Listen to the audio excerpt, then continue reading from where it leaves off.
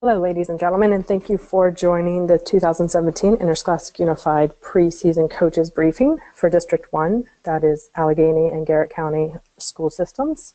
My name is Melissa Kelly. I'm the Senior Director of Sports Programs. I've had the pleasure of meeting a number of you as I've overseen this program almost exclusively for Special Olympics Maryland the past 4 or so years, and was involved with the program since its inception in 2009. So welcome and thank you for being on. The intention of this presentation is to go over the general expectations for you coaches to thoroughly understand those expectations and can meet various deadlines, but then also inform you of the tools and resources made available to you so that you can deliver a successful program and to the student athletes in your district. So without any further ado, this program is being recorded. This webinar is being recorded and will be distributed for everyone to review at their leisure.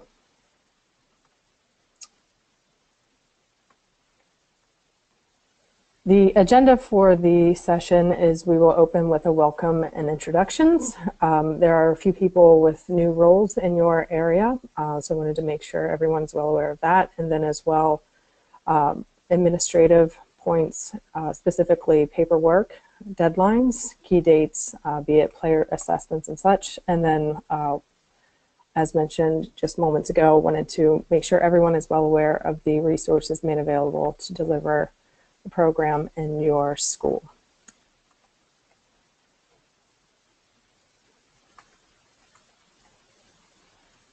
Okay, first and foremost, paperwork. The good thing is if you're a returning coach, there are no changes to the paperwork expectation. And if you are a returning coach as well, your Class A clearance still remains the same. So we'll go over that with the details of the forms specifically, and then relevant to registering, if you will, and then as well move on to the postseason registration expectations. And there are a couple of key dates we want to make sure that you have on your calendar so that you can arrange transportation, prepare your team, so on and so forth. So we'll get to those as well. So with regard to forms, Special Olympics Maryland requires just 2 forms. One form is the application for participation. That's a single form that needs to be completed by a student athlete, each student athlete's parent or guardian. That application certifies that they are, in essence, receiving permission from their parent or guardian to participate in the program. And the affirmation of eligibility will accompany all those forms, and those are due to your regional sports director, Melissa Anger, by way of email, preferably using the address that noted there. So those are due on Friday, September 15th. Likewise, Garrett County Public Schools, as does Allegheny Public Schools, still does require all of the necessary entities required for your specific school system. So examples of those would be an athlete, or excuse me, a sports medical to be completed, and then emergency contact as well. So everyone is still bound and required to fulfill those expectations of your local and respective school system. But please do know that as far as Special Olympics is concerned, the application for participation, one again from each student athlete, and then the affirmation of eligibility. With regard to coaches, the Class A clearance is a requirement. So Special Olympics Maryland works with 21 of 24 school systems statewide. So we commonly get the question, well, if I'm already a coach vetted by the school system, I complete a background check, why isn't that good enough for Special Olympics Maryland? It actually is very well good enough, but we are required by our governing bodies and insurance companies and such to maintain a level of clearance for all of our coaches and non-student athletes. So in that, and all 21 school systems that we work with might have different interpretations of what's acceptable and what is not. So we need to do our own due diligence in making sure that we are vetting all of our non-student athletes. So with that, the Class A clearance must be completed by all non-student athletes. So that is, even if they're school age, and we'll get to the form requirements for that, they need to complete the forms and such. So paraprofessionals, coaches, assistant coaches, really anyone who is participating or helping with the team.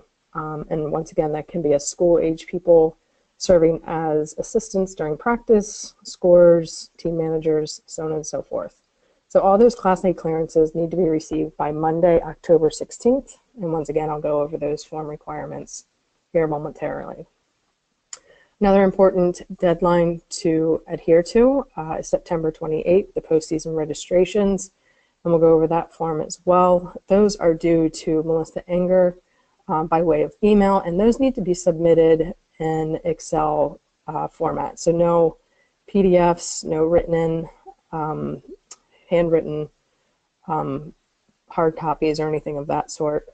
We receive, we're working with 17 school systems in the sport of unified tennis, so we need to really hold true to submitting those by way of Excel so that we can work with those and vet those efficiently in order to get those, the schedule out for the district tournament. So please be sure to submit those as well. Other key dates to remember, on Monday, September 25th is the player rating session. This has been the case for the past 2 years at least. Garrett County hosts this at Grantsville Town Park, and the address there is provided there. So that will start right as soon as any team shows up. We have a few well-tenured people who've worked with this program out that way for a number of years. They're going to come out and rate all of the players. We'll get started as close to 3 o'clock as possible. They'll rate the players, and then you're welcome to set up any informal matches throughout the afternoon as well, just to get more on-court experience for your student athletes. So that will go until everyone has been rated.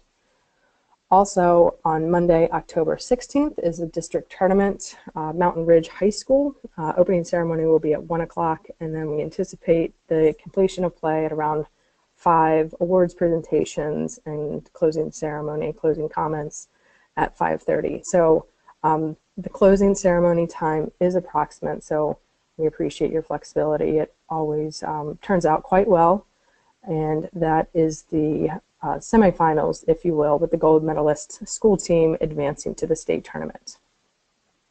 So I will pause momentarily as I bring up the email that was distributed to everyone so that I can reference the live link to the Google folder, which houses all of the documents.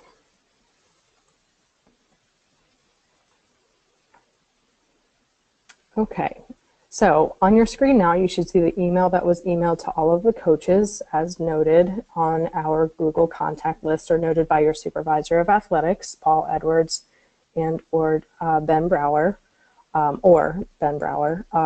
So with that, you have a live link to the Google Drive. So simply click on that, and that will take you to the Google Drive, which houses all of the resources relevant to the season. So first and foremost, please do look for the contact list. You want to click on that, take a peek, and verify these are all the schools that are sponsoring Unified Tennis Teams this fall. Just double check that your name is listed and that your accurate contact information is available.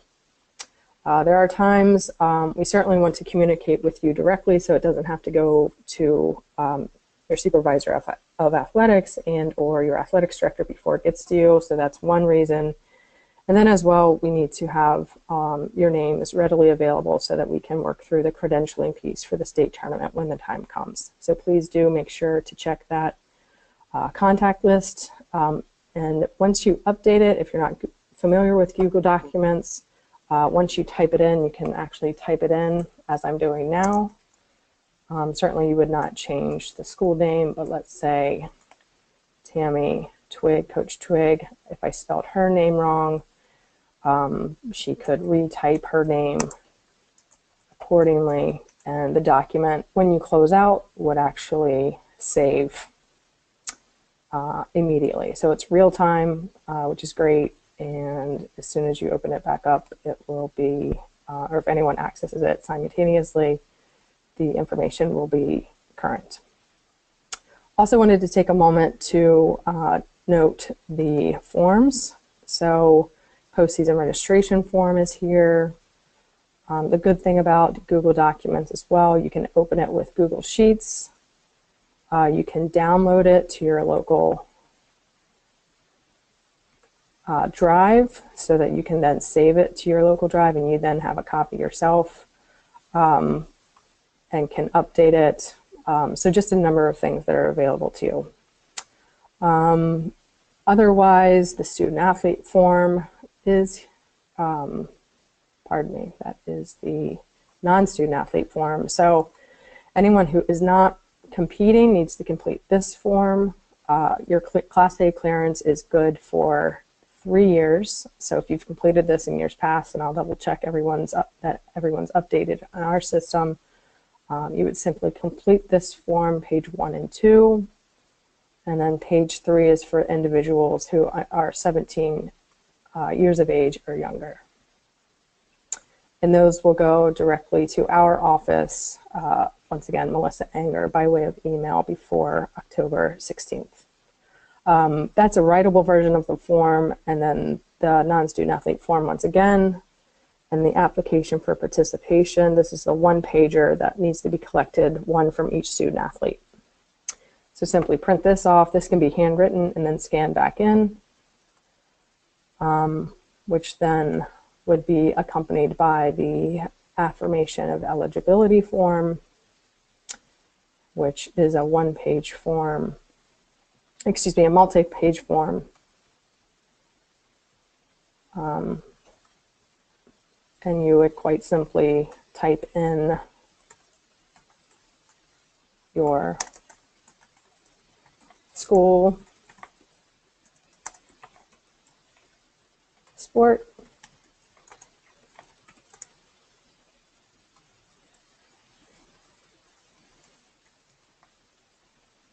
and then each student athlete's name, if they have a disability or not, their gender, date of birth, if they use a wheelchair and or an ambulatory device.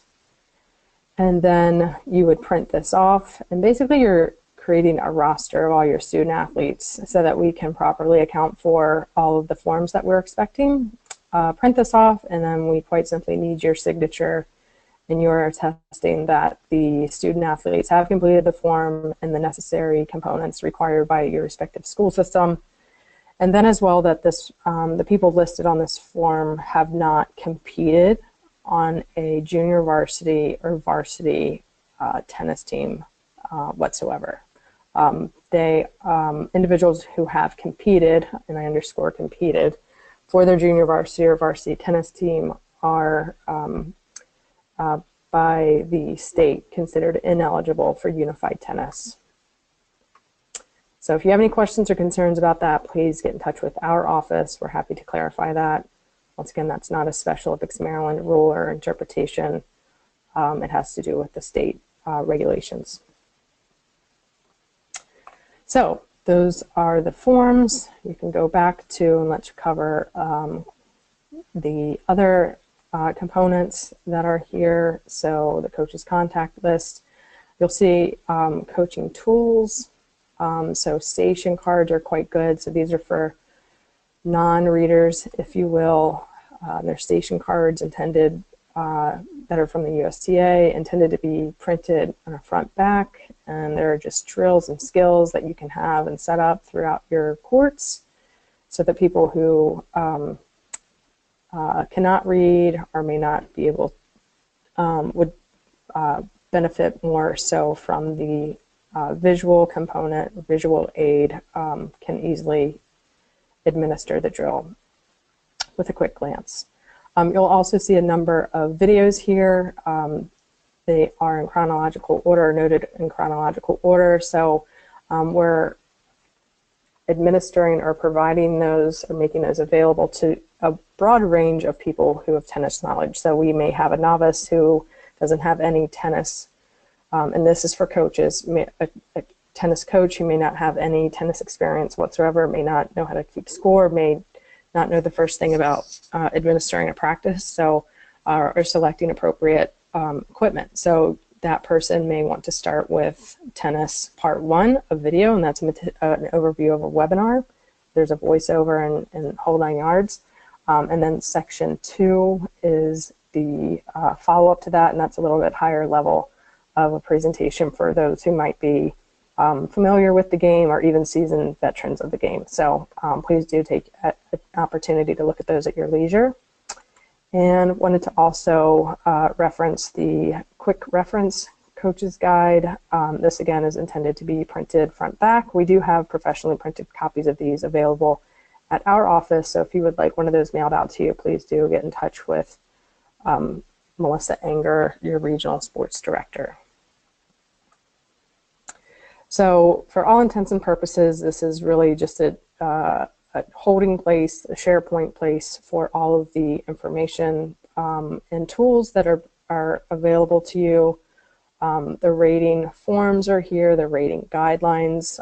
Once again, as you can imagine, working with 17 school systems, we have to provide some guidelines to, with regard to the rating, so that there's a baseline and a rubric, if you will, to administer the ratings and make sure everyone is being assessed and playing at their appropriate level.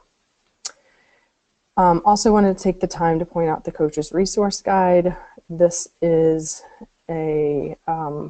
was mailed hard copy at the end of last school year to each school to the attention of the Unified Tennis coach, along with 4 recruitment posters. So hopefully you've obtained that from your athletics director or whomever might be.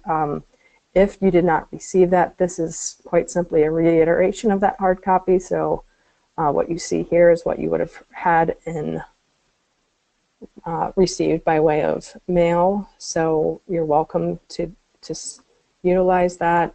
We'll happily send you a hard copy print, but you can print it quite simply yourself at your school as well.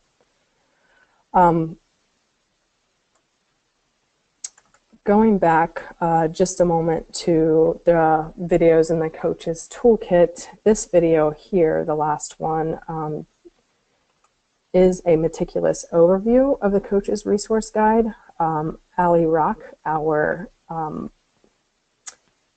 chair, reviewed the coach's resource guide. We realize everyone learns differently, and please do take the time to review that at your leisure. So, long story short, all the resources are made available to you. We've already gone over the due dates and key dates otherwise. On to introductions. Ali Rock, as I mentioned, she is, many of you know her as the Unified Tennis Assistant Chair for the past 2 years. She has now been promoted, as we experience the resignation of our chair. Ali has been promoted to the Unified Tennis Chair, and now we have Mark Sunkel appointed as the Unified Tennis Assistant Chair. Mark is from Frederick County, so out your way. He is a coach at the varsity level and Unified Tennis level for Lincoln High School for several years. Melissa Enger. Melissa has served your area for a number of years. She continues in the role of the Regional Sports Director, so that's a picture of her, and then myself. The student athlete forms, once again, what those look like, and what we have reviewed, the affirmation of eligibility, player assessments. Please do review that at your leisure. And once again, the player rating forms are available in the Google folder. Points of emphasis with regard to the postseason registration. Once, above all, please do make sure it's completed in its entirety. And that only student athletes that have submitted an application of participation and are listed on the affirmation of eligibility are in fact registered for the event. And then as well, you can go through all of the added points, but absolutely with all certainty it must be submitted by way of Excel document. Student athlete, non-student athlete requirements. This is some detailed description of who is expected to complete the non-student athlete forms through the Class A clearance. So in your coach's resource guide at Supplement C is the form, the 2-page form that they must complete. And there's a screenshot of that form there. Once again, if they're 17 years of age or younger, then you have to complete the student minor form as well as the 2-page application, a volunteer application and release.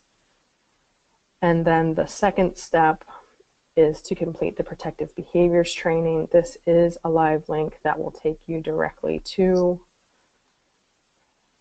the site, and it's a short 10-question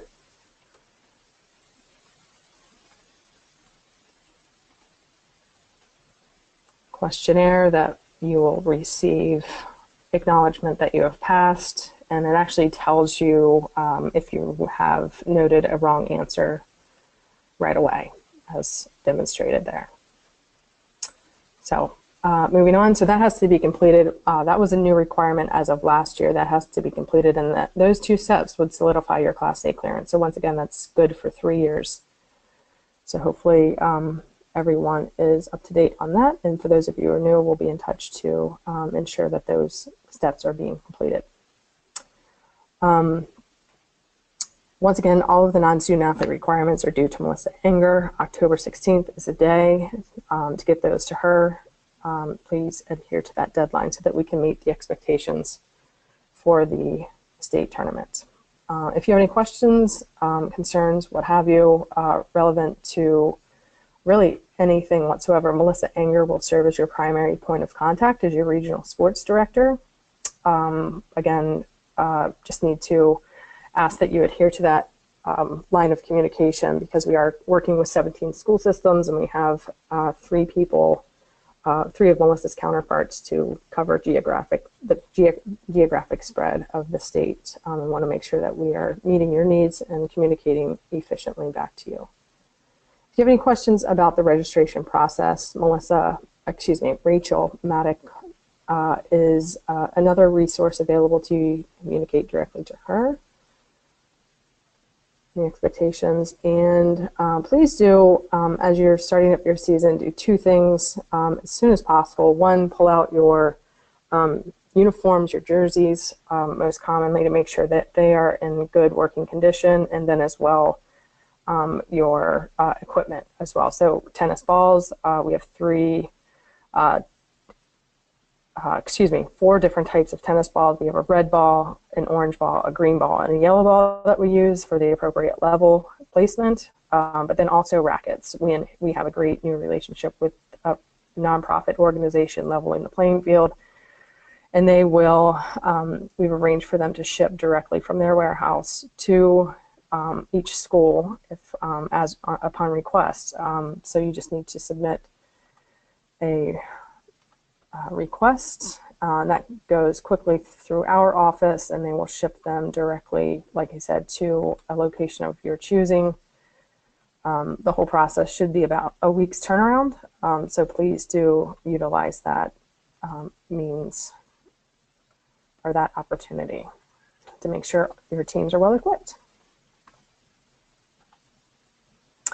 And lastly, the Fall Sports Festival is a community-based event. It is one of 3 multi-sport events that we, Special Olympics Maryland, hosts. It's in your general proximity. It is at Mount St. Mary's University on Saturday, October 21st.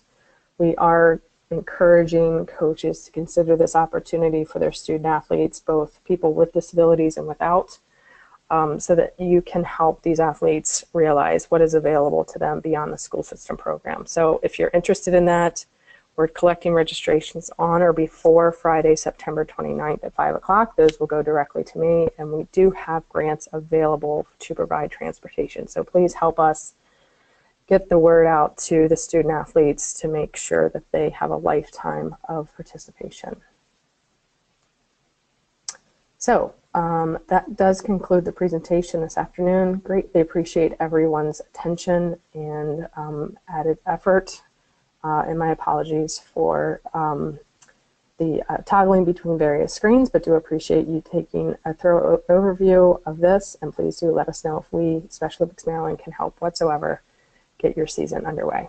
With that, signing off on behalf of Special Olympics Maryland, my name once again is Melissa Kelly. Thank you.